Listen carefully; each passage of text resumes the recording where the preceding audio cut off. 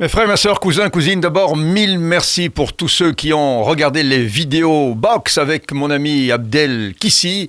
Elles ont super bien fonctionné, plus de 150 000 vues sur Facebook, plus de 15 000 sur YouTube. Et à propos de YouTube, si vous n'êtes pas abonné à YouTube, faites-le, ça me fait plaisir. Ça augmente notre capacité de vous donner du bon contenu. On va parler de la Champions League. La Champions League, elle est un petit peu... elle est arrivée à mi-chemin des phases de qualification, donc ça commence à devenir quand même sérieux. On risque de passer à travers la montre en or pour ceux qui ont raté quelques matchs.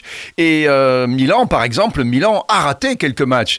Vous imaginez que Milan, le grand Milan AC qui a gagné 7 Champions League, juste derrière le Real qui en a beaucoup plus, mais Milan a marqué 0 but en 3 matchs. 0 contre Dortmund, 0 contre Newcastle, 0 contre le PSG, ça fait 3 matchs sans marquer un seul but, seulement 2 points, ça va être compliqué de se qualifier. Je l'ai donné avec le PSG, non pas facile, mais je l'ai donné quand même favori. Là, ça va être compliqué. Milan a complètement raté son match, le milieu de terrain n'a pas fait long feu. Reinders, au milieu, il s'est fait bouffer par Zahir Emery, qui a donné une petite passe très subtile à Mbappé. Et là, Mbappé, il fait toujours ce qu'il faut. 1 contre 1 Mbappé, il est terrible. 1 contre 1 Mbappé, il a bouffé Tomori, il l'a mis dans le coin de Maignan qui n'a rien vu. Il n'a même pas essayé de faire un pas à gauche, un pas à droite. Il est resté là, figé.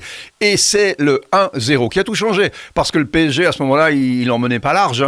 Milan avait réussi à équilibrer le jeu. Et même, on se disait que Milan allait peut-être même dominer un PSG qui est toujours un petit peu pas très équilibré, avec un milieu de terrain qui n'est pas très solide. Puisqu'il joue avec ça c'est de la technique, c'est de la tactique, c'est du blabla. 4-2-4, même si Vitinha est souvent plus un 3 qu'un 4, même si Ugarte est un très très bon récupérateur de ballon.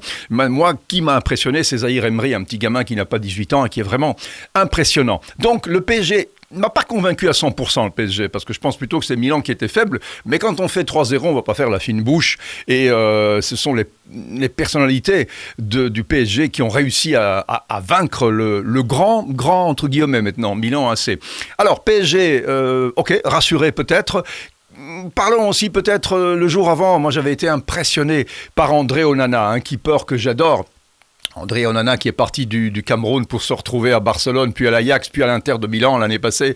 À l'Inter, il a fait vraiment des merveilles et c'est pour ça qu'il a été transféré à Manchester United pour plus de 50 millions d'euros. Et puis, il a raté son début de saison à Manchester United. Carrément loupé. D'ailleurs, tout le monde lui disait Onana, tu vaux pas une chic, tu vaux pas un clou. Et Onana, c'est vrai, coupable de quelques boulettes, notamment face au Bayern. Mais Onana, c'est un gardien extraordinaire. D'abord, au pied, c'est un des meilleurs au monde. Franchement, je pense qu'il y a peu de gardiens qui rivalisent avec Onana, balle au pied.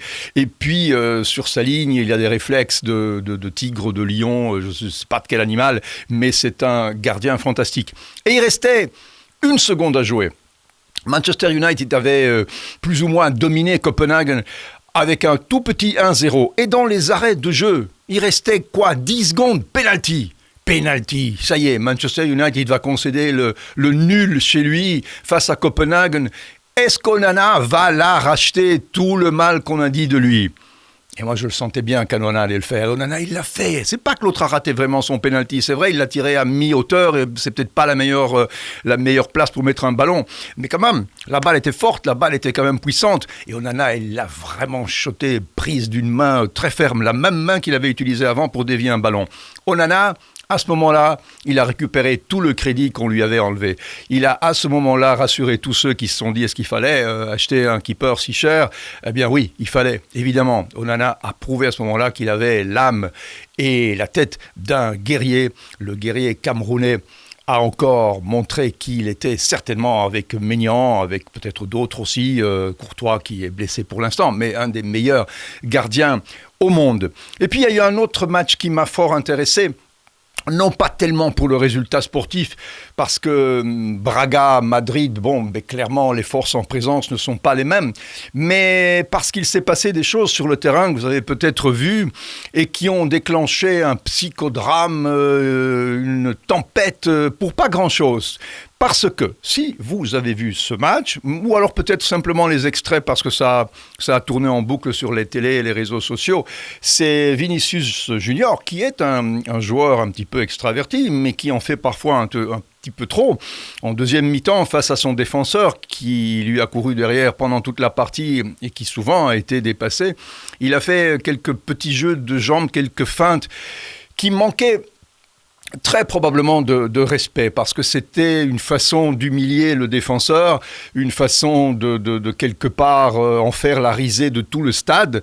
Mais comme il jouait à Braga, il a été copieusement sifflé, Vinicius Junior. Et moi, quand j'ai vu cette scène-là, j'ai pas aimé non plus, parce que je trouve que faire du cinéma qui ne sert strictement à rien, parce que ce cinéma-là, c'est un petit peu... ok, on le fait à 15 mètres du goal pour déstabiliser le défenseur, parce qu'il y a une possibilité de créer une vraie occasion, c'est une chose.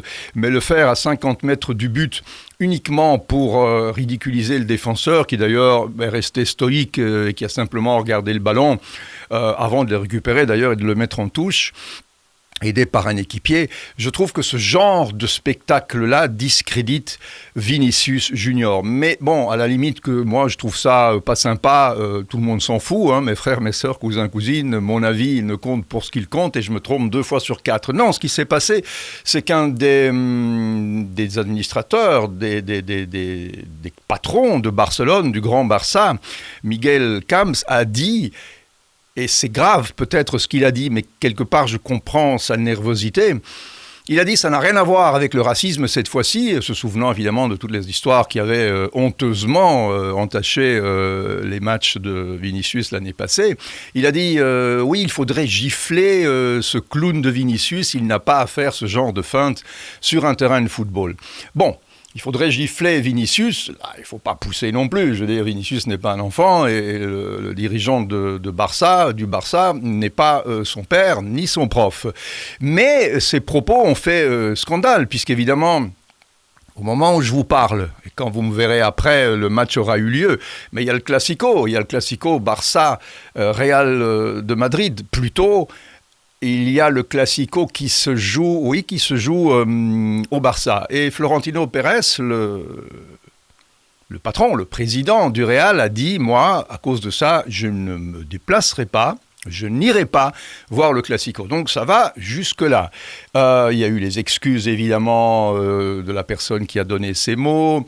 Il avait retiré son tweet très vite, mais évidemment, tout le monde l'avait vu. Dans les réseaux sociaux, il ne faut jamais enlever quelque chose qui a été publié. C'est clair que quelqu'un l'a vu et ça ne sert à rien de l'enlever 5 minutes après. C'est complètement ridicule.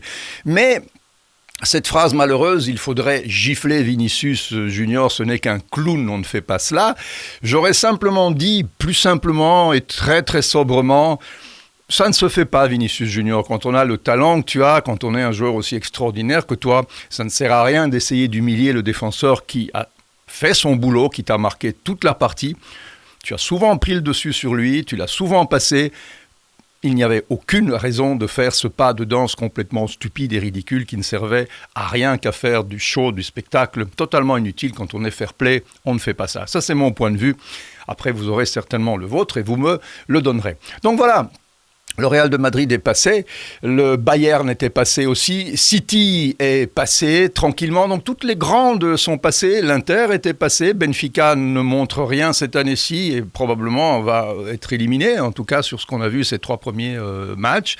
Donc mes pronostics du début qui disaient que les grandes allaient passer plus ou moins facilement se révèlent justes, qu'il y aurait une surprise. Quelle sera la surprise ? Peut-être Lens, cette équipe qui est en train, comme elle l'avait fait dans le championnat français l'année passée, de montrer de grandes qualités morales, de grandes qualités sportives aussi. Surprise, il n'y en a peut-être pas beaucoup aujourd'hui, si ce n'est peut-être que si Milan ne se qualifie pas, on peut dire que ce sera une surprise négative dans ce sens-là aussi. Voilà, la Champions League est arrivée à un stade où le moindre faux pas maintenant risque de coûter très cher. Je parlais de grandes aussi qui n'ont pas vraiment convaincu. Je dirais que le très beau jeu de Naples de l'année passée ne se voit plus. On n'a rien vu malheureusement cette année-ci de très chatoyant, alors que l'année passée, toutes les équipes voulaient ressembler ou à City, ou à Arsenal, ou à Naples pour le côté spectaculaire du jeu. Cette année-ci, il reste certainement City, un petit peu Arsenal, pas du tout Naples. Donc j'espère simplement que c'est une mauvaise passe et qu'on va retrouver le jeu chatoyant de Naples de l'année passée, le Naples de Spalletti, parce que le Naples de Rudy Garcia, pour l'instant, ne me convainc pas du tout. Voilà. Et ça, c'est dommage parce que c'était une très belle équipe. Mes frères, mes sœurs, mes cousins, cousines, encore merci pour tous ceux qui ont découvert nos vidéos box, que ce soit sur Facebook ou sur YouTube. Je vous demande de nouveau de vous abonner à YouTube. On continuera avec ce binôme foot, box, box, foot, parce que je vous l'avais dit, j'aime le sport et voilà, on a fait beaucoup de vidéos sur le foot, une cinquantaine. On a commencé à faire des vidéos sur la boxe qui fonctionnent très bien et j'en suis très content, mais tout ça, c'est grâce à vous. Hein. Ciao.